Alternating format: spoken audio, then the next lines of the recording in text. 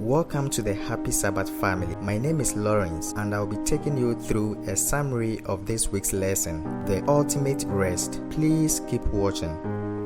Welcome back. Lesson 13, The Ultimate Rest. Memory text.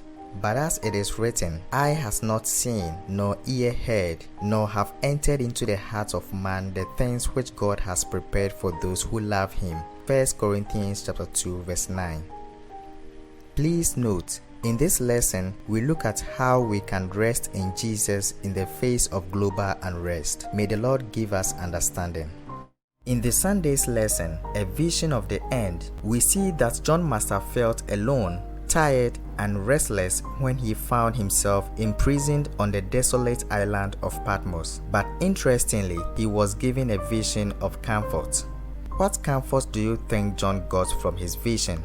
Reading Revelation chapter 1 verses 9 to 19, we can see that Jesus revealing himself in a special way to John must have been a great comfort to him.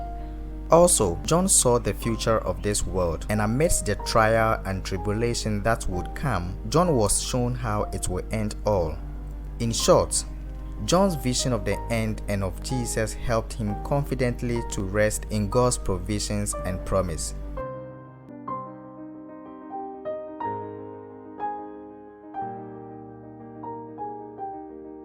Monday's lesson, The Countdown. In this lesson, we studied that Jesus' famous sermon recorded in Matthew 24 covers a timeline from his days until the second coming. But what will Jesus' second coming be like? Reading Matthew 24, we see that Jesus' second coming will be unexpected, literal, and be preceded by events. And so God has given us a prophetic countdown that we can watch happening in the world around us, as we don't know the exact day or hour of his coming. But as Adventists, we are more than just observers in this cosmic conflict. We are to be active participants in spreading the gospel to the end of the world.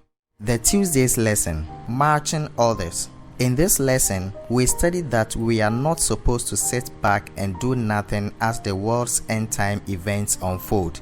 But as Christians, Revelation chapter 14 tells us that our purpose at this time of the world's history is to tell others about God's judgment and help them prepare for the second coming of Jesus.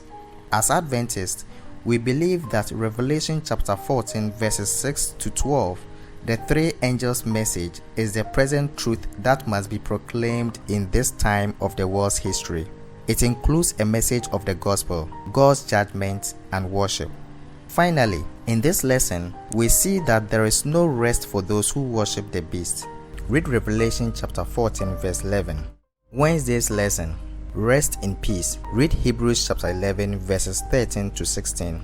For long centuries now, Christians have been awaiting Christ's return to receive the great promise of a heavenly city, together with those faithful Christians who are dead. How does Jesus describe death? In John chapter 11 verse 11, Jesus describes death as sleep, and so the dead really are as rest. According to this lesson, death is rest, and it is necessary to prepare for it whenever it comes.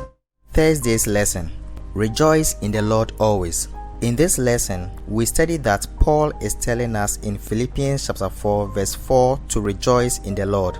He was not saying we should rejoice in our trials. So, no matter the present situation, if we dwell on God, on his goodness, and his sacrifice on the cross, we can rejoice in him and have peace for our weary souls. In short, this life is full of struggles, but the point this lesson is giving us is, even in our struggles, we can rejoice in what we have been given in Christ.